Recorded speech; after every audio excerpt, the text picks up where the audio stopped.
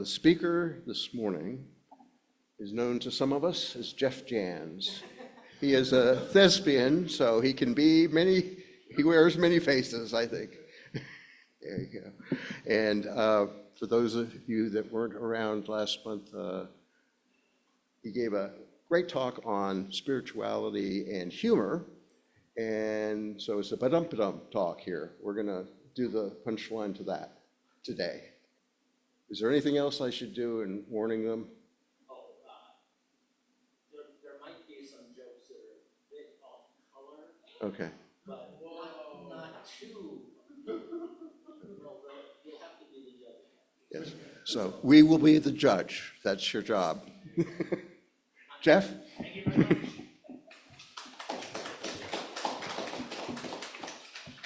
Okay. So last time we laughed at ego, and we laughed at humility, and how humility is kind of an antidote to ego. And then, what was the last thing what we talked about? Anybody remember? Oh, it was about always needing to be right. And so that was fun because those things aren't usually fun, you don't usually laugh at those things, but we did, and we're going to do it again. So today's agenda, I guess, is going to be about self-derogatory humor. When you put yourself down, and hopefully you're just kidding. And so that's the side of it we're going to talk to. And then the two things that are sort of very similar to each other, paradox and irony. And there will be a distinction, and we will find that distinction as we go along with that. So, but to start with, like we did last week, jokes. So can I have the jokesters come on up here and do some joking around? All right. Hello. This is the comedy team from the workshop. There we go. There you go. Mr. Phelps, Dr. Thomas will see you now. Which doctor? No, he's an MD like all the others. Doctor, people ignore me. Next. The good thing about being a doctor with Alzheimer's is that he can give you his own second opinion. Are you a pole vaulter? No, I'm Norwegian and my name is Walter. I'm reading a book about gravity. I can't put it down. Dyslexia. I went to a toga party dressed as a goat. Apple has developed a new high-tech toilet. It's called iPeed.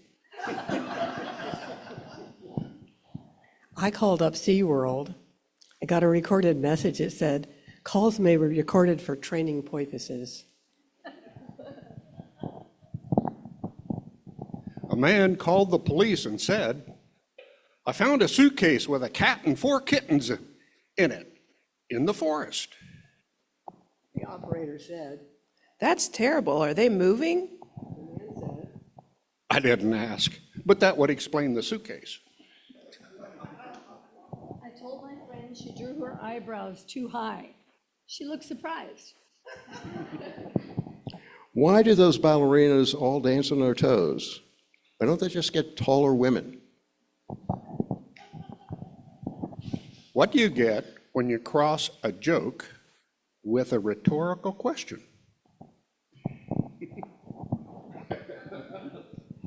you're so ugly that when you go to the zoo, you need 2 tickets, one to get in and one to get out. I realized I haven't done the hokey pokey in over 30 years. I guess I forgot all about it. Okay, thank you very much.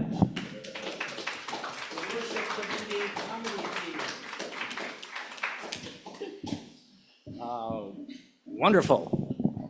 Way to go, you guys. They'll be making a return encore. So isn't that redundant? I guess it is. So let's get started.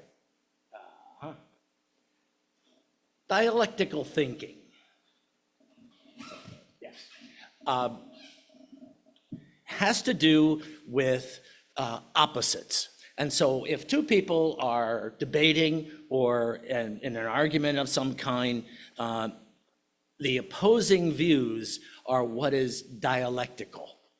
Right? So there's one point over here and counterpoint over there. Remember that on 60 Minutes they used to do that? Yeah. So let's talk a little bit more about that. It's a worldview that states that reality is made up of polarities, opposites, and there are two disparate thoughts and or feelings that exist together at the same time. Oftentimes people think that's not possible, but it is, and we'll explore that a little bit as we go along. It can be for some, and then depending on the situation and person, a bit confounding to have something be the opposite of the other thing that we're talking about. And it can also be funny. And so we're gonna, sometimes it's funny in a sort of way, and then it could be some outright laughter that goes along with it. So, ouch. We will explore those things. And just to say that what we mean by opposite is laugh, cry, far, near, even, odd. Can you think of any others, like an opposite? Hot and cold. What else? Oh, good. Yeah, keep going. Say it again. High and low. Yeah, what about an emotion? Or two opposite emotions? Yeah. Depressed. Yeah. Happy. Yes. Good. Right. So good. That's what we're going to do. We're going to work with those for a bit. And confounding at times. And the process of coming to working through the opposites is like this. There are opposing views, and what happens then is to acknowledge those opposing views and then to try to synthesize them, to bring them together, to find what's common amongst them. Some people would refer to that as a win-win. It's kind of almost exactly that. So, so when something is bittersweet, what is that? Okay, yeah? Well, talk to me about how is it bittersweet? What does that mean? Yeah, so can it be, how can that be? How can something be bitter and sweet at the same time? Something bad, but there's a silver lining. So it tastes good one half of it and the other half not? I thought it would be. Say it again? Okay, so the two of them, the combination turns it into what we now know to be bittersweet, but there's opposites going on inside that. So we actually have that in food too. I don't know if you can call that food, but anyway. All right, perfect, yeah. Yes. That's wonderful. Yeah, just about everybody has that way about them, yes. Ooh, I like that too, yeah. Yeah. All right, so thank you for that. There's a few more here. Are you able to feel both friendship and distrust of the same person? Maybe even at the same time? You know, you're my friend, but I'm looking at you askance. You know, so that's another opposite to look for. And then envy of a person's success, but yet be proud of them at the same time. So there's envy on the one hand, and pride and joy as well that go, yeah, kind of separate each other. And there's a bit of a struggle inside that. Yes? Yeah. So that's kind of what we're thinking, or what dialectic thinking is about. And it's also what is the core of both paradox and irony, because they both have those opposites that are part of them. And so we're going to get into that. Something is positive and negative at the same time. That's good. All right, so here, very quickly, there is the thesis, when there's opposites with each other, is the first thing that somebody comes up with and talks about, and the antithesis is the opposite. So it could be like, and then both parties, people try to work out the common ground, the synthesis of those two. And so there's all kinds of opposites. We use phrases to express them. What is a double-edged sword? Yes. What's that mean? Well, it cuts. Cutting is good, but ooh, you gotta be careful because I see. So it's yes, perfect. And but it could be dangerous too, right? So it cuts both ways, meaning you're doing a good thing, but oops, that's bad. So it's doing that for you. What's a mixed bag? it's the box of chocolates that pours them. That's true. That's yes. What is it as a metaphor? Well, you get good stuff and bad stuff all at the same time, and you just gotta be thankful for all of it because you can't have one without the other. I mean, life is a mixed bag, it's a smorgasbord. Wonderful. Yes. And so those we need to be conscious of those disparate kinds of ways in which we're looking at the opposites, and not be confounded by them, but instead actually find them funny. So we'll try to keep doing that. So, okay, well, how do you, if there is a situation where you are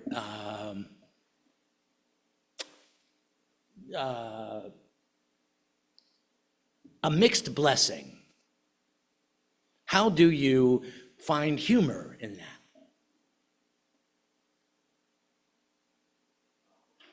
Alcohol, yeah. Here's to you, Dennis. Yes. This is what we're going to explore a little bit. So here we go. Oh, yeah. That's, I turn the water into wine. It's a mixed blessing. All right, some derogatory, self-derogatory humor. It is also a kind of opposite all by itself, in that a lot of times people would say that you're demeaning yourself when you are making a joke about you, or in some way just being derogatory about something I do or the way I am or whatever. And but it's also a way to sort of make a bit of fun of yourself if you're seeing it from that perspective. And so recognizing your mistakes with humor allows you to explore with kindness and self-compassion. So it's almost like that's the opposite of what we would normally think to be derogatory humor. Does that make sense? Yeah. Here's some examples. I said hello to the darkness, my old friend, and it told me that it doesn't want to be my friend.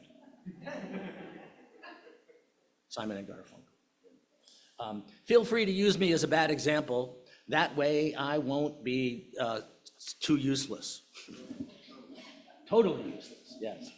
All right. I'm quite smart and intelligent most of the time. I don't even understand a single word of what I'm talking about. That's always a good thing. And I just realized that my life can't fall apart if I never had it together in the first place. So that could seem like, like it's, you're, putting yourself down. But it could also be praising yourself, in a whole other way.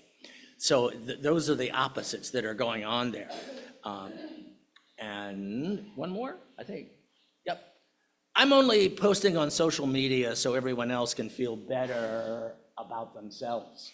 You're welcome. I like these. Oh, there is no past, no future, only the present, which is changing every instant. Time is merely an illusion. Got it?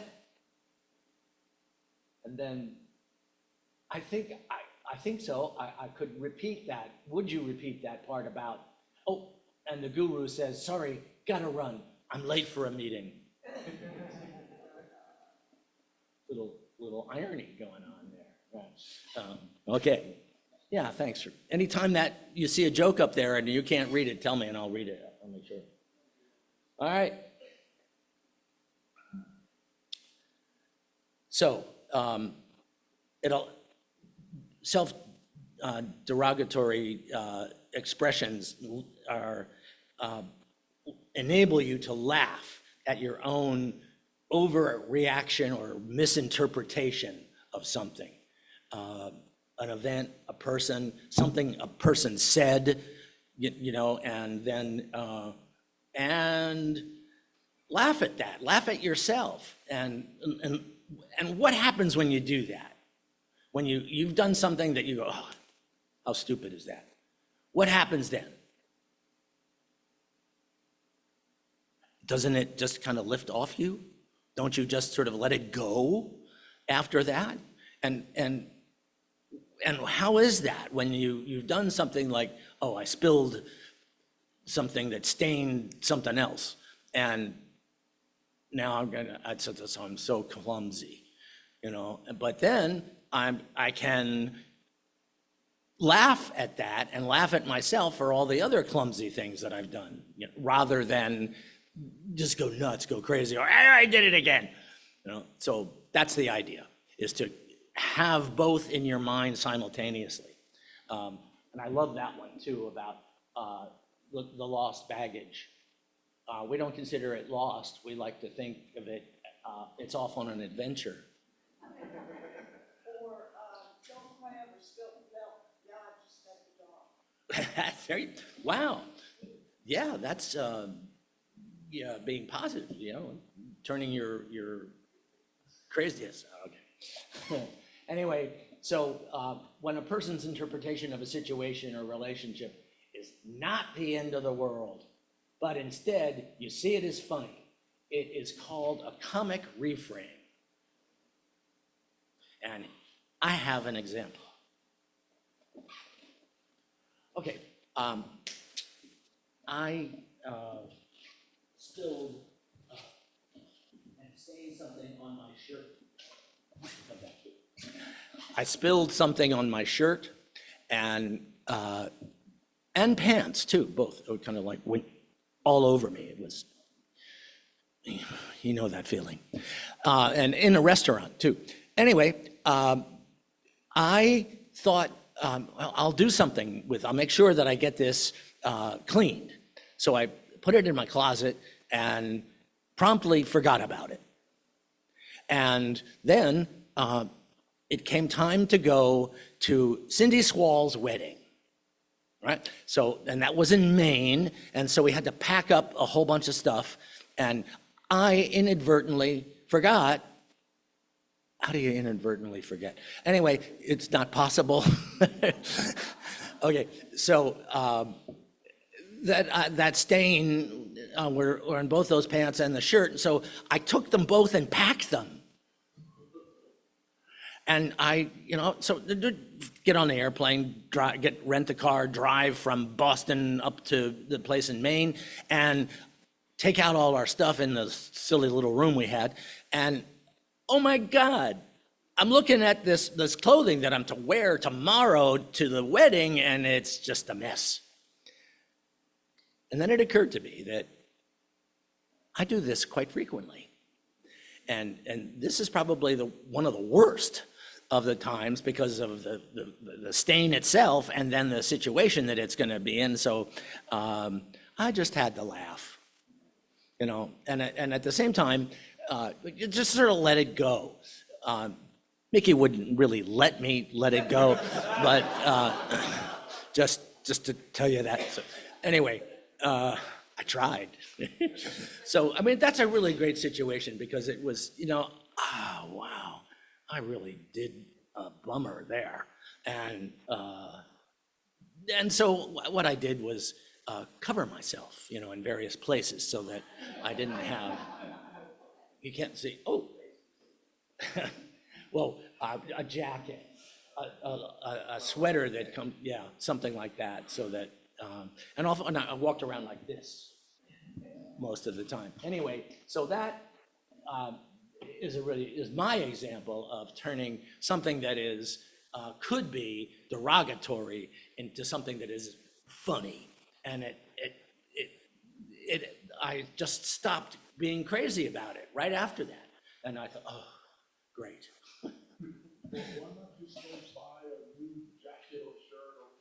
Well, that's how you would do it. I mean, you would. You'd buy a new car while you're out there.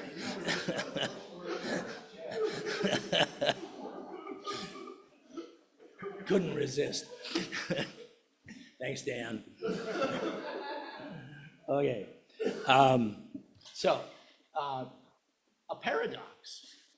We're moving into seeing how the opposites now are going to affect and work with the self-deprecation and some of the other things we've been talking about.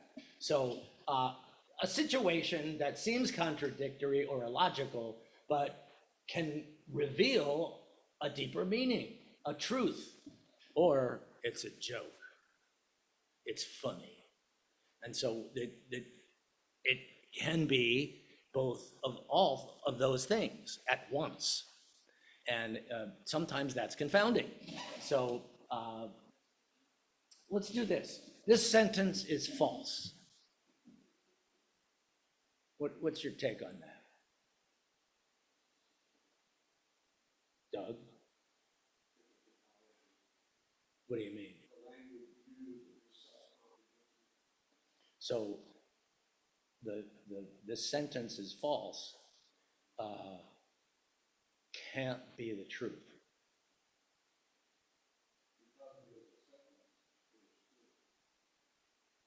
But it cannot, that it's also false. Yeah? So it's both at once. And the same thing with this lie is true. But it's confounding. Just reading it that way isn't going to help you. It's got both, it's a lie and it's true at the same time.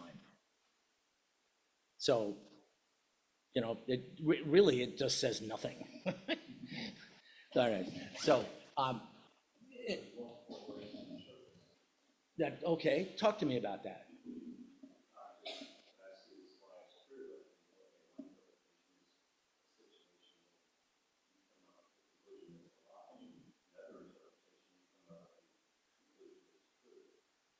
And there are.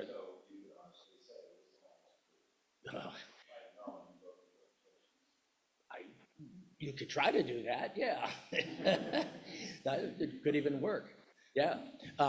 So often what happens is that with a paradox is that it's first a little bit annoying in that it is the opposite is confounding in some way, and you have to wrap your head around it. And then as you do, it gets funny. You know, it gets to be something that's like, oh, it's got two meanings to it. And we will see that as we go along here. What did I do? Oh, sorry. Two Zen dudes are sitting around, and one says, you ever think about chucking all of this and retreating to a life of mindless consumerism? Yeah, there's a little bit of a paradox going on, but I've sworn to be this Zen master, and I don't want to do it. Yes. A paradox, does anybody know the movie and the book Catch-22? Yeah, okay. With a paradox, you often, there's something about it that is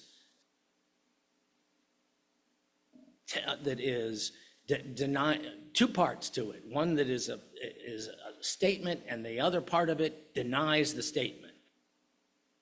Yeah, it's almost like they're opposite each other. There it is again. So here's an example. To qualify for a loan, you need to prove to the bank that you don't need a loan. Depression can lead to insomnia, which exacerbates depression, creating a terrible nightmare.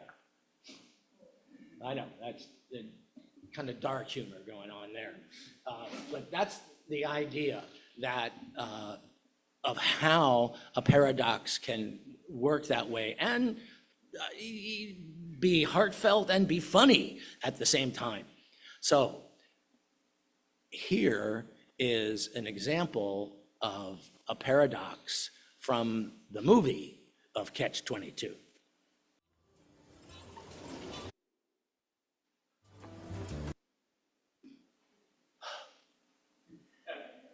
What did you think of that?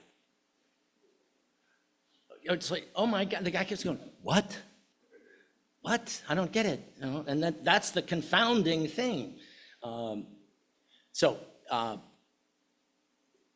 Paradox and irony can both be confounding, and especially when we are struggling in a situation. And this is where things get spiritual, at least for me, because in a situation like this, there's no right or wrong. There's a kind of damned if you do, damned if you don't approach to that. And so with no definite answer to be found, and so you're left almost bewildered by some of those things, and or it's funny because you're over here and then you're over here and it's, oh my God. So there is no right or wrong inside a paradox, and the struggle is fun. And so what is to be done? Well, when I talked about spiritual, first thing I thought about here was to let go and let God. You know, to just like, I can't deal with this. I'm just going to let it be. You know, and then when I start to do that, I get that I can feel lighter. I do feel lighter because it's I'm lifting it. I'm lifting it off of me and into an objective, more objective space than in my head. Does that make sense? So, like in lots of books, lots of movies, poems have literally or figuratively somebody who gets that and throws their hands up and just laughs because the situation is impossible.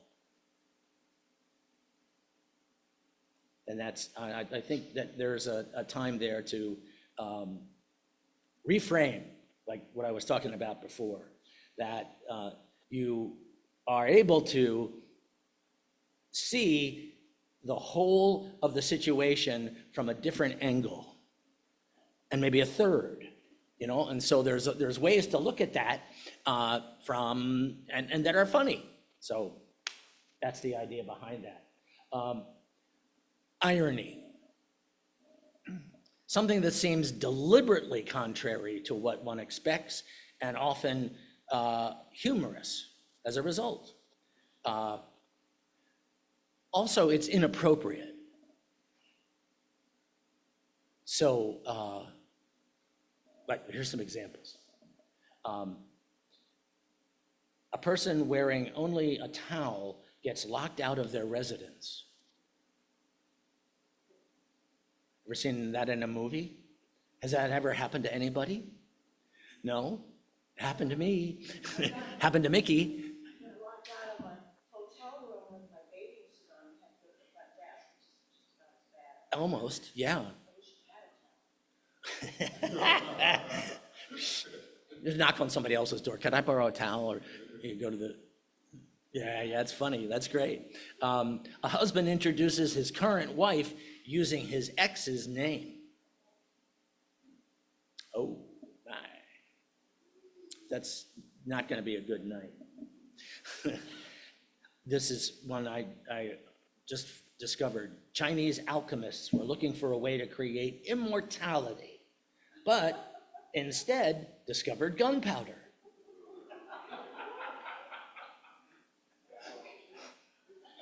And the irony is, of course, yeah, that it was what they intended became something completely opposite. So irony, and it's everywhere. And there's also that there's incongruity with it between the appearance of what something is being said and reality. And here we go. A large muscular man appears intimidating, but is actually quite shy and gentle. Anybody know anybody like that?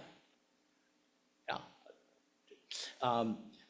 A dilapidated building has a for sale sign that says luxury apartments. A fancy restaurant with prices to match provides extremely poor service. Ever gone to the Capitol Grill? Oh, I didn't see it. I know. A grubby-looking woman wheeling a baby carriage on the Lower East Side of New York City is, in fact, a famous multi-award winning actress. That was Meryl Streep. And I passed by her. And I just thought, oh, she knows that I know who she is. And so I said, hi, and moved on. But I know. Can't do anything about that. Anyway, so there we are. That it's deliberately contrary. That there's what is actually real in that is something that you made up. You made up something, and that's wrong, right? And it appears to be something else. And so oftentimes that's funny when you finally realize it. So okay. I found this on the internet yesterday.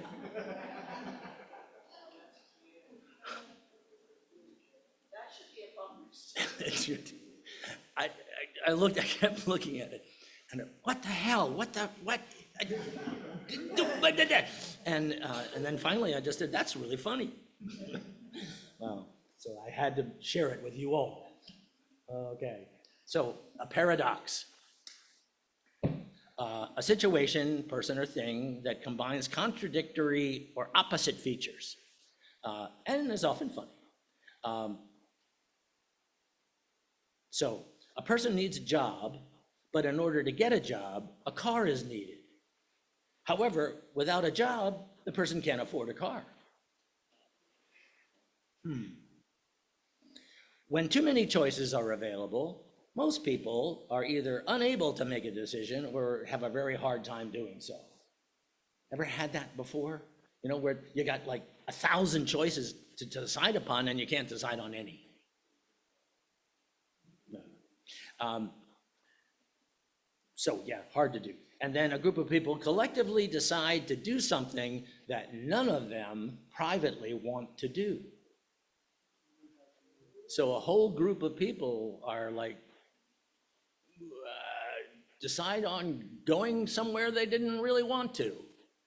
And so that leads us to a thing called the Abilene Paradox, which we're gonna do a little scene for you. So would the worship committee actors please come, and we'll do a little scene from the Abilene Paradox. So,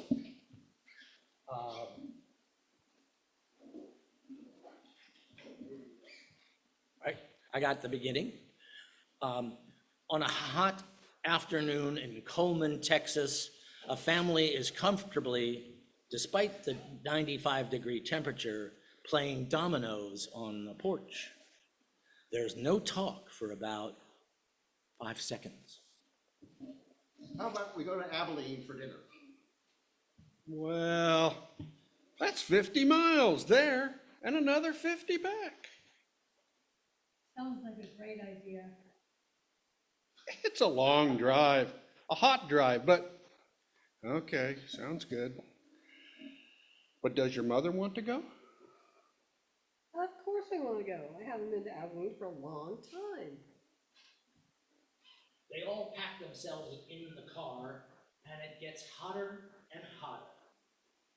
They arrive at the restaurant all sweaty and ornery. Sit down and the food comes. Each person makes a disgusting face, but hides it from the others. As they are leaving, the mother-in-law asks the father-in-law, How'd you like your meal? Without a doubt, the best rattlesnake I've ever had. It was a great trip, right? I actually would rather have stayed home, but went along. I wasn't delighted to be doing what we were doing. I only went to satisfy the rest of you. I just went along to keep you happy. I thought you all crazy to want to go out in the heat like that. I only suggested it because I thought you all wanted to go. You bored. Well, I'll be jiggered. If none of us wanted to go, why did we? I think we were all wanting to go along with the crowd. So no one said, to hell with riding 100 miles in 95-degree heat, not to mention the gas we use. We were being polite despite there being many reasons not to be. I won't be so polite in the future. I hated my meal. I was hot and sweaty the entire trip. So the next time someone has an objection, please. the Abilene Paradox.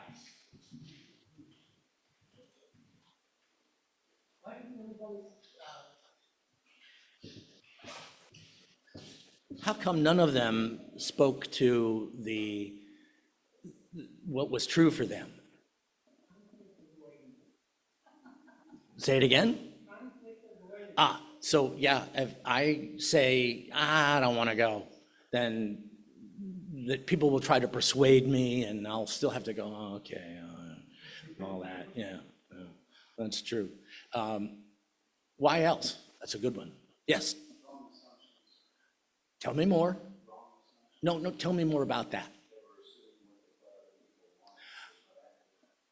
So rather than actually ask, you really want to go? I mean, it was asked at one point by father-in-law, husband, do you really want to go that far in this heat? Why did not somebody pick that up?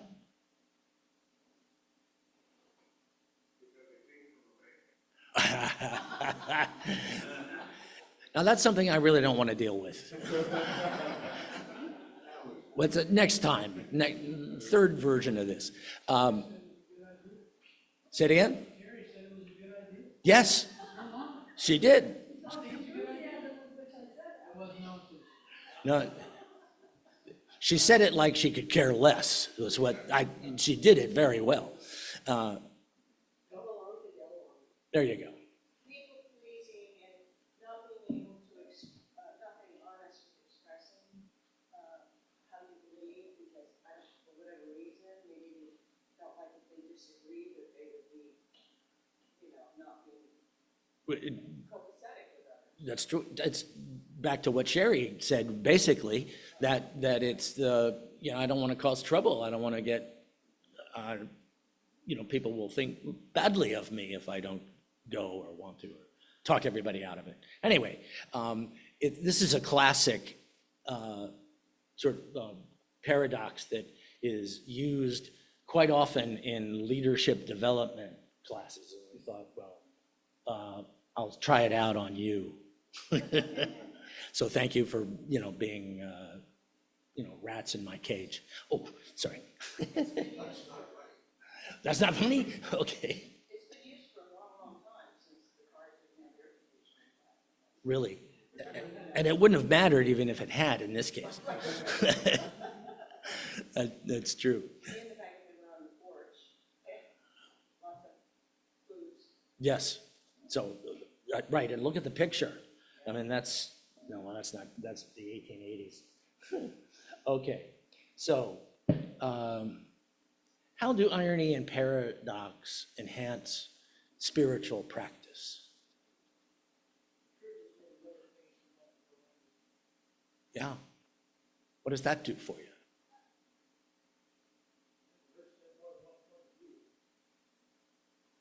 So you become more open, more available to what you're hearing and not jump to conclusions. A single conclusion, yeah. Also more flexible. Makes you more flexible. Yes. Yeah. You're getting and having choices, yeah. Say it again. The mental flexibility is the biggest value in life. Being able to look at more than one point. And how does being funny or seeing humor in it make that happen? Well, it makes it easy. If not every answer is serious. No. But it lifts you out of the singular or with blindered thinking that may have been going on, right? Because you find it funny, that's a whole different way of looking at, like you just said before, another angle. Yes? We would see that there is no one right answer when consciously or unconsciously that was a goal. Forced to not take ourselves to truth. Yeah, you kind of give yourself a break. But yeah, throw up your hands. There's nothing to do. Right. Okay. Yes. I like that. Yeah. And maybe, I don't know, maybe we behaving poorly or not living up to what you know to be the truth of who you are, to recognize that you really are good and made in the image of. Yeah. Yeah. That's kind of a paradox to think, oh, even though I did this, that, and the other, I'm still good. Yes. Yes. It keeps you with self-esteem rather than bemoan your low state. All right. Okay. So yes, I mean, we have kind of those things. Yes, Doug.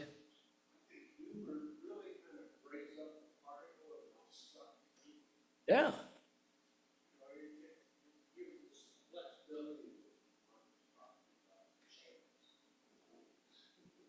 Did that happen today? I mean, you laughed at a lot of stuff. Did something change as a result of the laughter? I don't know. I'm just asking. Maybe think about it. Let me know next. Call me up. Text me. That's true. I think spiritually, paradox is, human condition is absurd. And from that perspective, everything is available, so you get to choose. And it's funny. You have a choice, and the choice could be that it's funny. Yes. I like that. That's great. Yeah. Yep. I have a real life example from this week, and I'm not exactly sure how to categorize it. You can probably come up with that. On election day, early in the morning, my sister fell and broke her hip.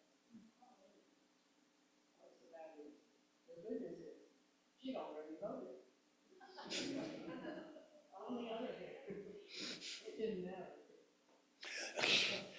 The- How do you talk about that? paradox. Yeah. Yeah. In that it's, see, they're not, one isn't going to change the other in that. I like on the other hand, and then you can keep that going, and on the other hand, and on the other. Et cetera, et cetera, et cetera. Yeah, that's great. All right. The other thing I really like is how the last sentence there, which is about tolerating ambiguity. You know, that because I laugh at it, it's kind of like, geez, it's not that big a deal. You know, and I can see it in a perspective that it isn't going to hang over me, you know, or bring me down. So that is it.